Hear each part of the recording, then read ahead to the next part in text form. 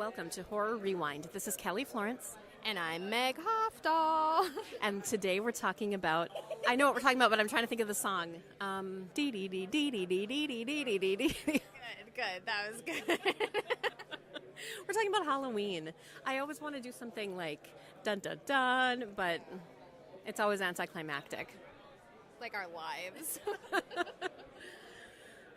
We're at Crypticon for our third and final day, and as you can tell from our background chatter, and what a time to be alive. I'm really jittery on coffee right now, and, we're here. We had an extra hour of sleep with daylight savings, and it feels like we had less sleep. Yeah, it's like somehow we overslept, and now we're more tired, and we're sort of zombie-like. Yeah, so maybe it's fitting for our final day at Crypticon. HBO premiered Get Out last night for their new movie of Saturday nights. We were able to watch that again, and what an amazing movie. I mean, I know a lot of people would come to Crypticon and go out and party, but that's my kind of party. We ordered room service and watched Get Out. It was perfect. And yeah, I still feel tired, even though we definitely are probably some of the only people without hangovers here today. Yeah, that's true. I'm not sure what our excuse is for being tired. But we have brought the energy to the Halloween podcast. Right, Kelly? Yeah, we've got the energy to talk about Halloween, of course. So we're going to be airing this in the beginning of December. So we're recording now, but this will be airing in December. We hope you had a happy Thanksgiving. Do you like turkey, Meg? I love turkey, and I feel a little guilty because I have wild turkeys that come in our yard, and especially in the spring when they have their little babies, they're so cute, and they walk around. But yeah, I fucking love turkey. It's really good. So I was never a big turkey fan, and now I'm vegetarian. But give me some stuffing, give me some mashed potatoes, some sweet potatoes, give me apple pie, blueberry pie, whatever. I am all about Thanksgiving. You don't like pumpkin pie, right? I don't. I know that's controversial, but I don't like the texture, and I'm not a big fan of pumpkin. Okay, I love it. I'm excited to have pumpkin pie. Last year I had pumpkin beer, so I'm hoping that will make an appearance as well. I just saw a cocktail recipe for a pumpkin pie. It's like with Baileys and then like pumpkin spice, and I'm definitely going to try that. Yes, please. In October, had the opportunity to see Halloween on the big screen, and I had seen it like 3 years ago on the big screen around Halloween time as well. When's the last time you watched Halloween? I've never got to see it on the big screen. That would be fun, but I almost watch it every year because it's on like AMC, and I've mentioned before it's kind of like my Halloween mood movie, so I see it almost every year of my life. Okay, that's cool. I had seen, a weird story. I was at a sleepover in like 3rd or 4th grade, and we watched Halloween 4. Whatever year Halloween 4 came out, that's probably the year that sleepover was, so maybe I wasn't that young. But so that was the first Halloween I saw, was Halloween 4. But I was still like, oh, this is cool. And then I went back and was able to rent the other ones. Did you watch them in order? I don't think I watched them in perfect order. I do remember I was 14 when H2O came out, and that was the first time I ever snuck into a movie. We bought tickets for the movie Mafia. Yeah, because that was PG-13, and then my friend and we snuck in, but we missed the first scene when Joseph Gordon-Levitt gets like an ice, what do you call that, skate in the face, I think is what happens. I don't know. I missed it. So, but yeah, we snuck in. So that was kind of like my first time doing that. So I have good memories about that. That's awesome. We're going to be talking about this movie in a future episode, but my first time sneaking into a movie, we went with my friend's sister and her boyfriend. They bought tickets to Silence of the Lambs, and we bought tickets to White Fang. And then we switched tickets. They went to see White Fang. In quotation marks, we think that they actually just left the theater and did their business. But we went to see Silence of the Lambs, so that was fun. That would be amazing. That's a good sneak-in movie. So, Meg, I remember you and Luke were dating, and you were both adults. Actually, you were probably married, and you were getting carded at R-rated movies, and you were a married couple. I was actually very pregnant once, and I got carded at a rated R movie. I blame my husband because he looks like a little baby. He does look 12. Yeah, he gets that a lot. He gets that a lot. In fact, one time he had just graduated medical school, and so he was like an actual doctor, MD, and he answered the door. It was like the day after. He answered the door, and the man said, "Is your father here?" Well, I guess it's better to look young than to look old. I don't know. Well, the big news that came out in the past couple of weeks, of course, is that Jamie Lee Curtis is reprising her role for another Halloween movie. You've got a drip of something on your nose. There you go. It's coffee. I'm losing my mind.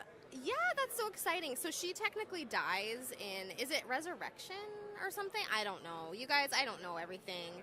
But she did sort of die, but of course it doesn't matter because there is that sort of supernatural element to Michael Myers, and why not to Laurie Strode too? So I think it's cool she's going to be the same character, and I'm really excited. Aren't they saying like it's going to pick up where a certain movie left off and the rest of it's getting thrown out the window? Oh, I don't know. I guess so. That's exciting. Yeah. I'm ready. My body's ready. I'm ready too.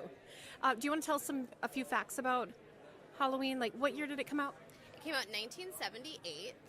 This was Jamie Lee Curtis's sort of breakout role. She hadn't been in too much before this, but of course she had famous parents. And of course her mother is Janet Leigh from Psycho, so it's kind of cool. And Janet Leigh was in H2O, if I'm not mistaken, so playing her mother, which was kind of cool. So they both are now horror queens.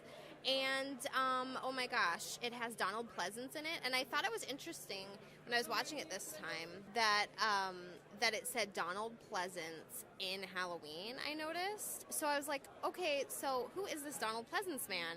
And so I IMDb'd him, and he was in, like, everything. He has, like, 240-some acting credits. And it looks like he has quite a huge spread of work. I, of course, know him from the Halloween movies, but it was cool to kind of go back and see what else he'd done. And as I went down my IMDb research hole, did you realize the girl Lindsay in this movie is somebody famous? No, who is it? So, I don't watch any of these shows, but she is a real housewife. Yeah, her name is Kyle Richards. Oh my god, wait. Oh, I do know who that is, yeah. That is Lindsay, the little girl that they're babysitting. That, what's her name? Her friend, her curly-haired friend, her sassy curly-haired friend is babysitting. Yeah, apparently she's famous. So that was kind of interesting. Oh, that is interesting, and I do know that because that's the only Housewives show I did watch. We watched a season of that, Real Housewives of LA or whatever. Okay, I wasn't sure. I didn't know, but anyway, I thought that was cool to see that she's still around. Very cool. So. I read, and I mentioned this on the podcast a few weeks ago, that John Carpenter composed the music himself, the soundtrack, and some other composers and some critics were saying, oh, it's so simplistic and whatever. But I think in the simplicity lies the terror, because it's so perfect, it's creepy. It's funny how they're saying it's simplistic when right around this time Jaws came out with that extremely simplistic music, and everybody loved it, and it just proves that you just need that, like, that, I don't know how to describe it, that hook, yes. No pun intended for Jaws. Oh, dad joke. Oh, boy. Yeah, I love the music.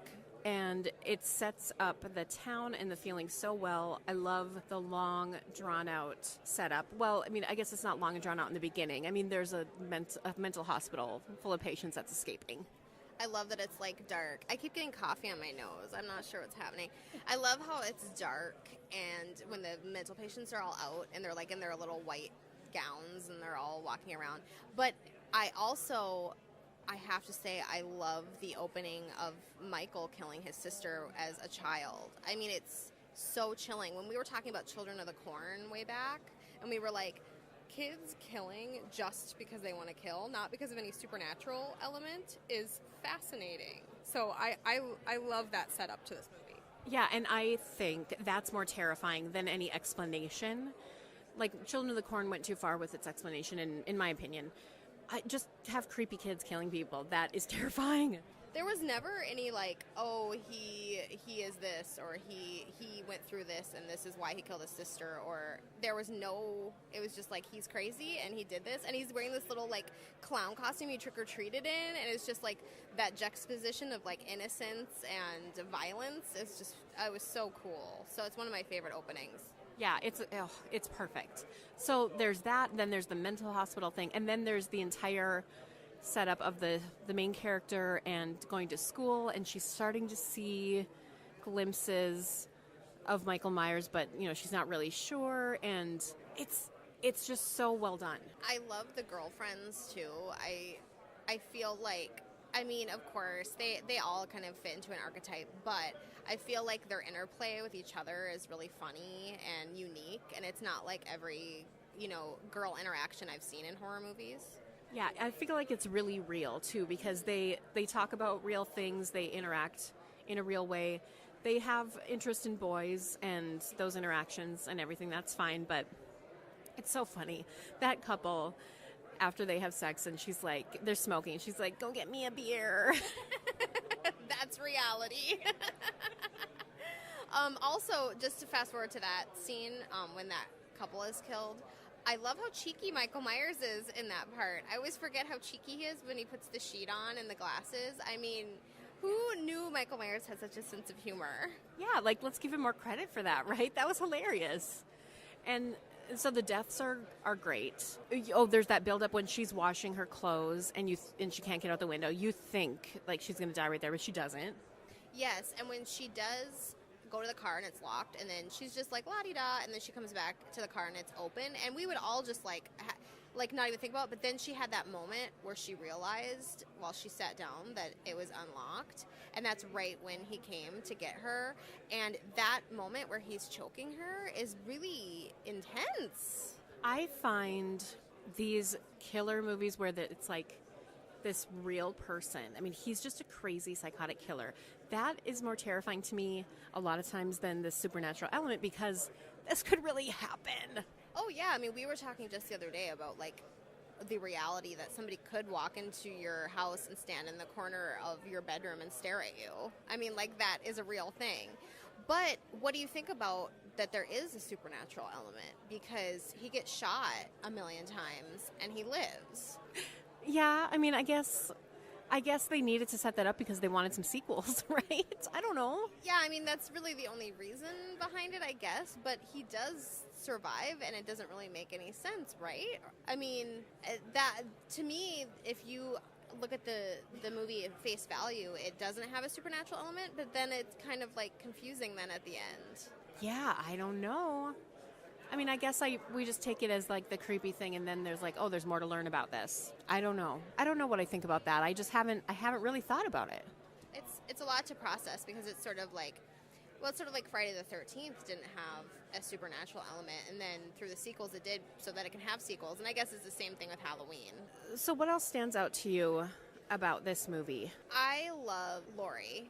I think, yes, in a lot of ways she's very much a typical final girl. She's less interested in boys as the other girls. She's more interested in her studies. That comes across a lot in these movies. But I love how real she is. Like, when she's dealing with Michael Myers, she has this reaction, like this visceral reaction that I think we all would have. Like, when he's in the living room with her and she stabs him with the needle, the knitting needle, she reacts the way I feel like people would react, like how I would act.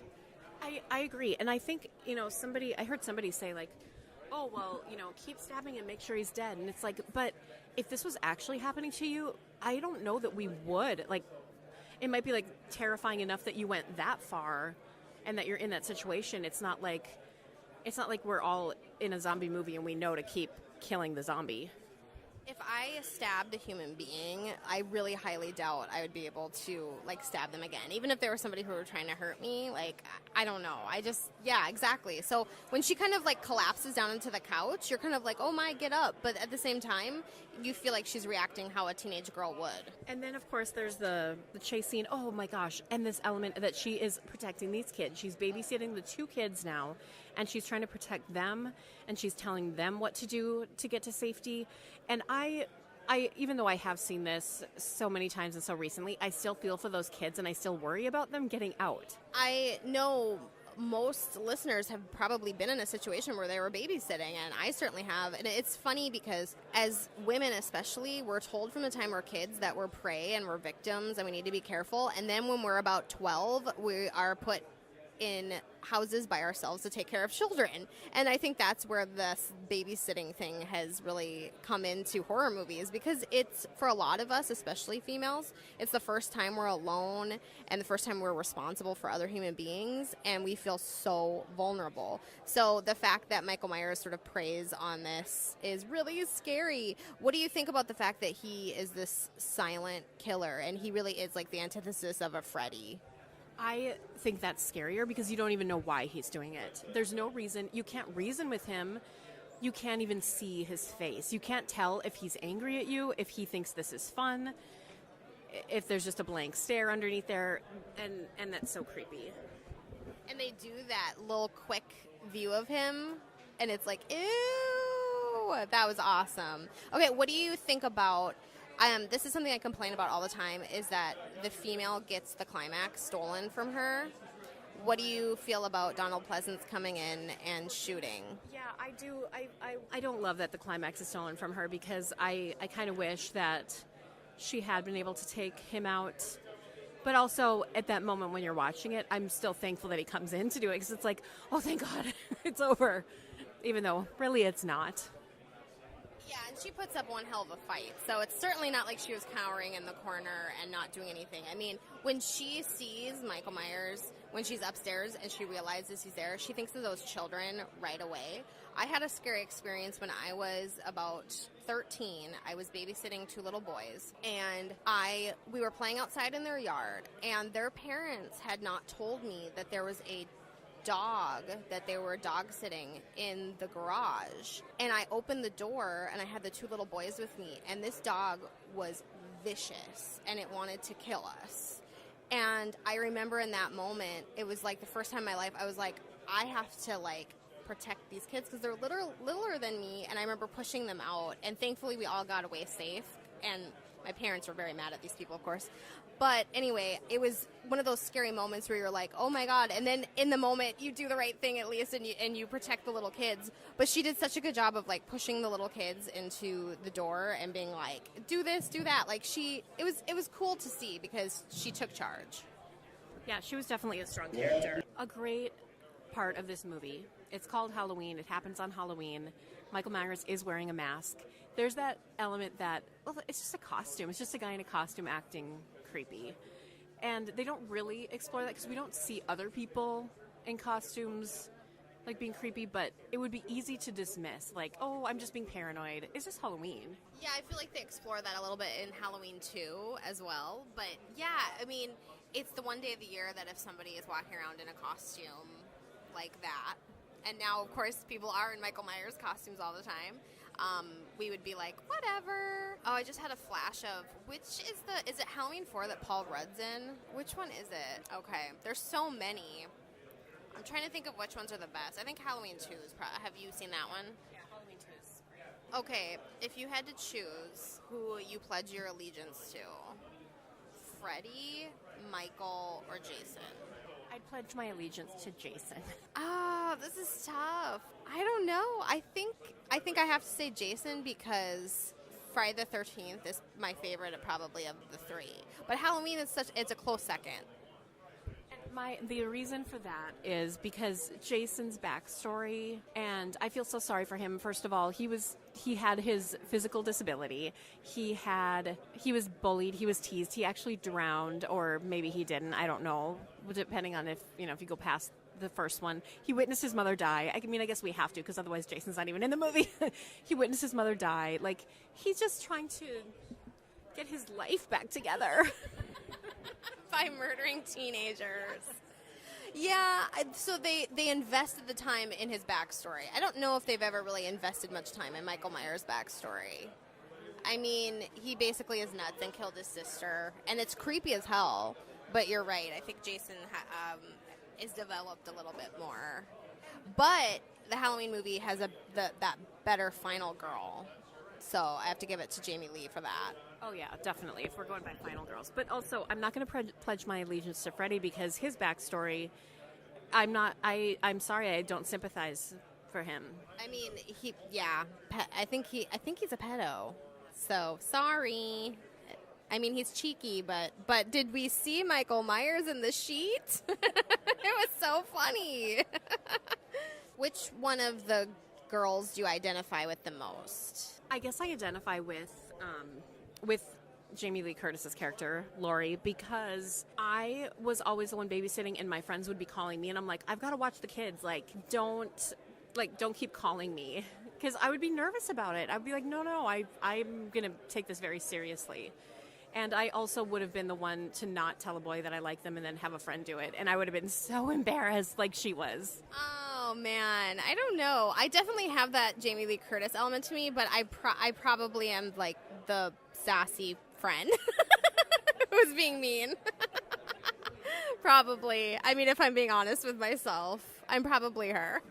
The thing I kept thinking was, like, my God, this is a long night. She has so many activities planned for these kids. Like, there's movie watching, they're eating popcorn, they're carving a pumpkin, they've got other things going on. Like, what a long night. And where are these parents? And if they're planning on, like, staying overnight or, like, sleeping in these parents' beds, like, what? These parents must have quite the rager. Yeah, that's true. I didn't even think about, that's a movie we could make. The party. The parents' party. Oh my gosh. For a sequel, it's like a parallel. Yeah, I want to see that. Sounds like an SNL sketch. It does. Where the parents were when Michael Myers was murdering. All right, it's time for our fast forward segment. And since Meg picked the movie, I'm picking the fast forward. And Meg, I'm going to talk to you about The Exorcist, the TV show. Yes, you have actually spoke about this. And I have to admit, I watched the first episode. Okay, great. So the reason I recommend it is because, first of all, it's a horror TV show. We should be watching them and supporting them if they're good. And it is good. Second, it has Gina Davis in it, which she's an icon. Third, it has a hot priest. What more could we ask for? And this isn't a major spoiler, but let's just say there might be some romantic interest in his life. Hot. It's like Quills. There's nothing hotter than like a priest who's like, and oh wait. Yeah, I have to say he's a monk, but also a priest who is into a grown adult woman. That's what we like. We like a priest who is hot for a grown adult woman or man, somebody that can consent. It's like, forbidden love because, priests, of course, are not supposed to get married or have romantic relationships. So when they are interested and they write letters to each other, like that's the stuff that romance is made of for me. And then there's a couple of great twists in season 1. I am definitely not going to spoil this for you. And now it's in season 2, which is airing right now, and John Cho is the lead. And we have heart eyes for John Cho.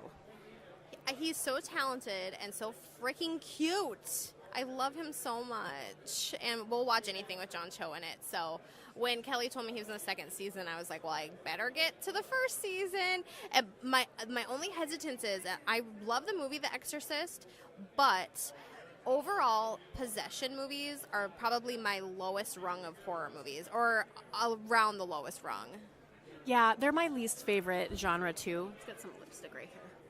I'm just going to keep fixing Meg's face. Yeah, like, I'm a fucking mess. They're my least favorite, too. And I don't know. The one part of it is, and this sort of happened towards the end of the first season for me, it's like there's only so much you can do, especially when you've acknowledged that the person's possessed. And it's like, okay, I've seen this before, and it just keeps happening, and I don't necessarily want to keep seeing that. So I like the elements when you don't know that they're possessed yet and things are happening, and it's creepy, but anyway. I mean, there's only so many times they can, like, throw up green stuff and, like, their head spins around. Right. So I do recommend, though, The Exorcist. Is it on Fox? Or on the CW? See, I'm watching it on the Hulu, so I don't even know what network it's airing. I think it's on Fox. Okay, yeah, and it's It's good. It's good. I'm not going to say it's so good. It's good. All right, we are going to rank Halloween and the Exorcist TV show on a scale of 0 to 10. 0 being you hated it, 10 being it's a perfect movie. And we need to rank it on some scale from Halloween. Do you have a brilliant idea? Stolen gravestones. Okay. So on a scale of 0 to 10 stolen gravestones, what do you rank Halloween? I rank it 9 because it's a classic. Jamie Lee is wonderful. I love the interplay of the girlfriends. Michael Myers is iconic. And I'm excited for someday when my boys decide maybe they can handle horror movies. I'm excited for them to watch this one. Great. I give it a 9.5. That's how I feel about it at this moment in time. I think it is almost a perfect movie. I love it. It's iconic.